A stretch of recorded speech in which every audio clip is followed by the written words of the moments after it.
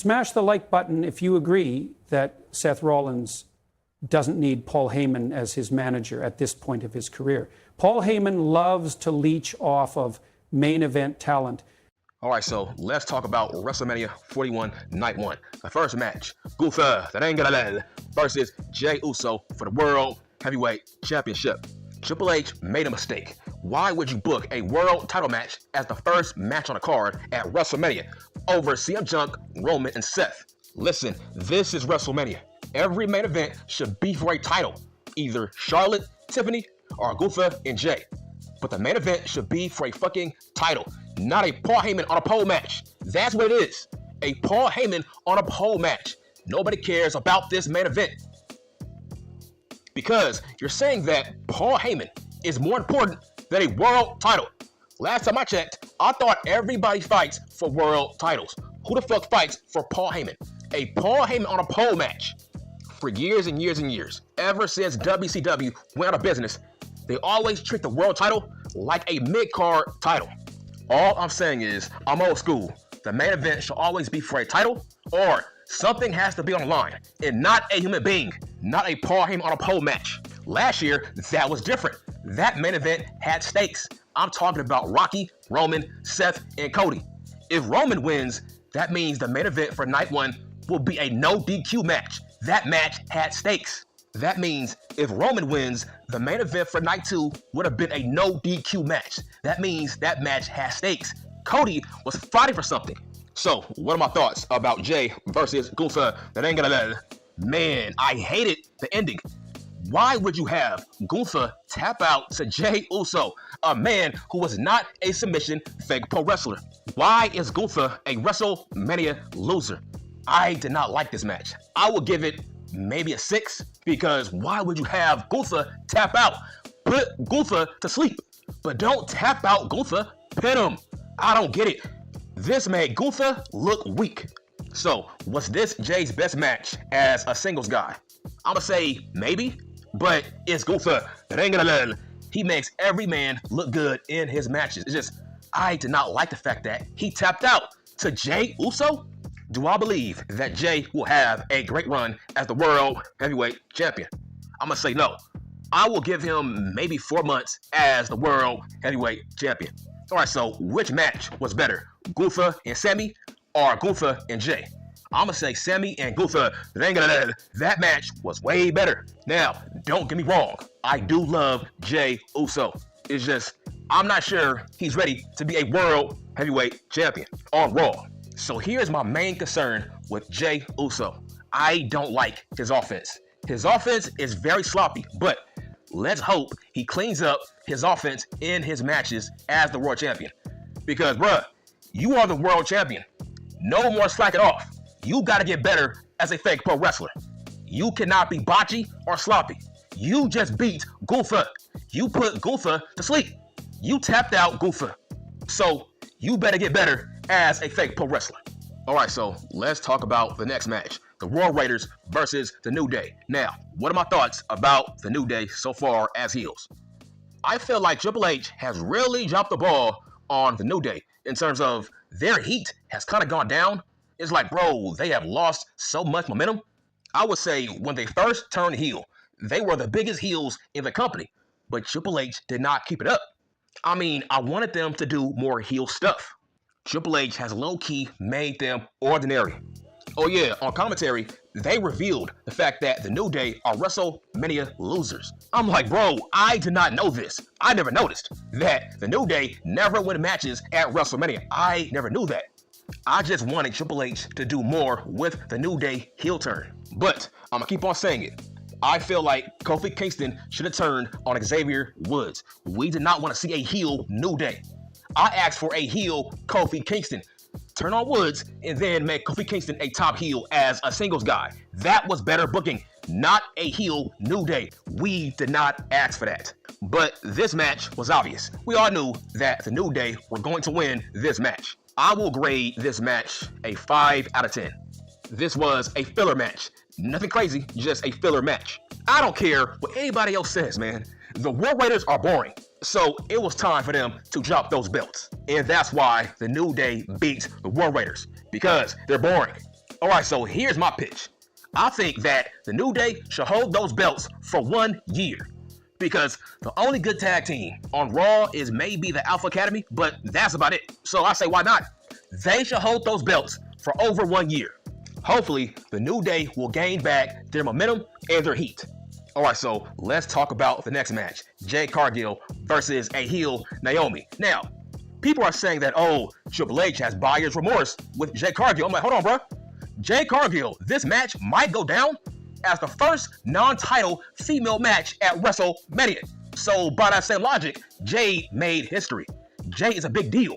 This female just had a match at WrestleMania as a non-champion. That means that female is a big deal to Triple H. So shut the fuck up. They do not have buyer's remorse. That's how big Jade is. Triple H made sure that Jade Cargill was on this card at WrestleMania. In fact, the Jade Cargill push might be the main reason why Mariah May wants to leave All Elite Fake Pro Wrestling. Because Jade Cargill had a one-on-one match as a non-champion at WrestleMania. As a female, that's rare. That never happens. She made history. So no, shut the fuck up. There is no buyer's remorse with Jade Cargill. That's dumb. Look at sexy-ass Mariah May. Why is she leaving All Elite Fake Pro Wrestling? She wants to be the next Jade Cargill. That's why, bitch. Oh yeah, by the way, I've been very impressed with this heel turn from Naomi. Yes, I said it. Naomi is a better heel than Sasha Banks this year, and that is facts on facts. Naomi had a singles match at WrestleMania as a non-champion against Jade Cargill, who was also a non-champion. That's called history. Oh yeah, bitch, last time I checked, Jade Cargill and Naomi are black. These two females are black, and they made WrestleMania. Triple H booked them at WrestleMania as black females, as black performers. Are you happy now, you dumb bitch? But you will never say shit. It's crazy how all you race hustlers, that's all you care about is the fucking men. You don't care about these females. These females have been pushed. Naomi, Jade Cargill, Bianca, but you don't say shit. You think Triple H is a fucking racist, but last time I checked, Naomi and Jade made the card on WrestleMania, a singles one-on-one match as non-champions, bitch. That's called history. And these females are black, but you don't want to say shit. You ignore it. Why? They are black. They made a PLE event as black females, black performers. Are you happy now? All right, so let's compare the black females to the black men on this roster. Listen, I'm sorry, but the black females have a deeper pool of talent compared to the men. That's facts. There's more upside on the female side compared to the men's side. So let's get back to Jade Cargill versus Naomi. This was a very good match. Solid. I liked this match. Hell, I think this might be the best match of Jade Cargill's career as a fake pro wrestler. Naomi made her look good and dominant. This was a solid match. I will give it a 6.5 out of 10. Jade Cargill won this match. All right, so let's talk about the next match. Jacob Fatu versus LA Cosplay. A match that I predicted 4 months ago in a video. Look it up. I gotta be honest. I don't care about LA Cosplay. I only care about Jacob Fatu in this match. All I'm saying is take the belt off of LA copyright infringement. I must say, Jacob had a quick rise. This man came from MLW and now he's fighting for the US belt at WrestleMania the following year. That's crazy. But what are my thoughts about this match? Jacob carried this match. That man is very athletic. A man with that size and being that agile, that's special. Now, you can make a serious argument that Jacob is the best Samoan in the World Wrestling Federation. You can make that argument that he's the most talented Samoan in the World Wrestling Federation. Now, talent-wise, is Roman better than Jacob? I wouldn't go that far. This was a great, dominant performance by Jacob, and rightfully so. He whooped LA Cosplay's ass. And I'm glad that they took the belt off of LA copyright infringement. He was nothing more than a transitional champion for Jacob Fatu, and that is facts on facts. Oh yeah, by the way, I think that Jacob might be undefeated as a singles guy, so he might hold his belt for over 1 year. Yes, I think that's true. Jacob has not lost a singles match, but overall, this was a great outcome. Jacob deserves to be the U.S. heavyweight champion over as a cosplay. Great booking. We need a dominant U.S. champion, just like Logan Paul was. All right, so let's talk about the next match. Rey Phoenix versus El Grande Americano. A match that I predicted last month in a video, and now it came true. Like I said, I know about fake pro wrestling. I knew these two men were going to cross paths. That's crazy. They gave Rey Phoenix his own WrestleMania moment. That's great shit. I don't care what anybody else says. El Grande Americano is the hottest luchador in the business right now as we speak. I dare you to tell me who's better than El Grande. Nobody's better than El Grande. He's better than Bandito, he's better than Commander, and he's better than Hologram. Also, I like the fact that Triple H acquired AAA. That's a great partnership. And I guarantee you this, he's going to put AAA over. Let's just be real. Tony Khan doesn't know how to work with other companies. Triple H is putting him to shame. Look at TNA. Tony Khan treated TNA like a low-level company. Tony Khan does not know how to work with other companies, but Triple H does. AAA is back on the map thanks to the World Wrestling Federation. My God, can you imagine the heat? If they book El Grande in AAA, my God, that's must-see TV. I hope Triple H sends El Grande to Mexico. I want to see that reaction. Because, I gotta be honest, if they book El Grande in AAA, I guarantee this, that crowd will cheer El Grande. I guarantee it. Because every Latino that I talk to, they like the El Grande gimmick. This was a great match. Man, you gotta watch this highlight of El Grande doing a backwards 540 splash. That was crazy. I have never in my life seen that move off the top rope. Go back and watch it. A 540 backward splash. That was nuts. I can't believe that El Grande beat Rey Phoenix at WrestleMania. I did not see that coming.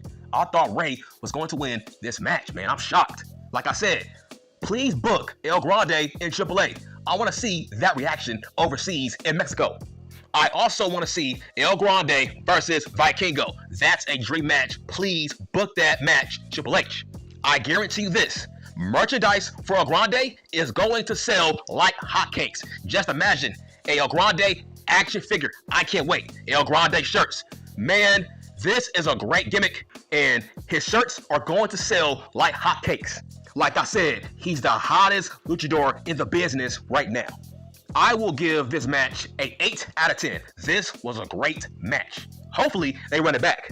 So, let's talk about the next match. Tiffany versus Charlotte. Man, I was shocked to see Tiffany come out first. I'm like, hold on, bruh. What is this? Charlotte should come out first. Last time I checked, Charlotte is the challenger. So why is Charlotte coming out second? I'm like, whoa, that's not good for Tiffany.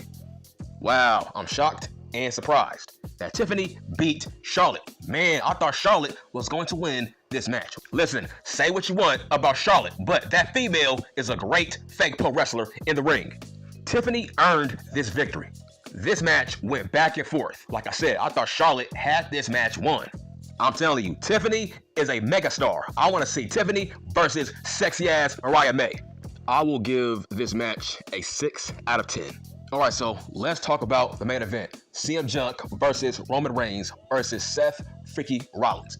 Paul Heyman on a pole match. I must say, I loved that video package with CM Punk. That was great shit. But like I said, this should not be the main event. What are they fighting for? I keep on trying to tell you that. Why are they fighting? This was the first match on the card, not the last match. Gunther and Jade, that was the main event. But what do I think about the build-up? I think that Seth Rollins has been the MVP of this whole entire WrestleMania build-up for this match. Like I said, Seth Rollins is the biggest babyface in the whole entire company because this man turned John Cena heel and he saved WrestleMania. And he saved my rep because I predicted that John was gonna turn heel.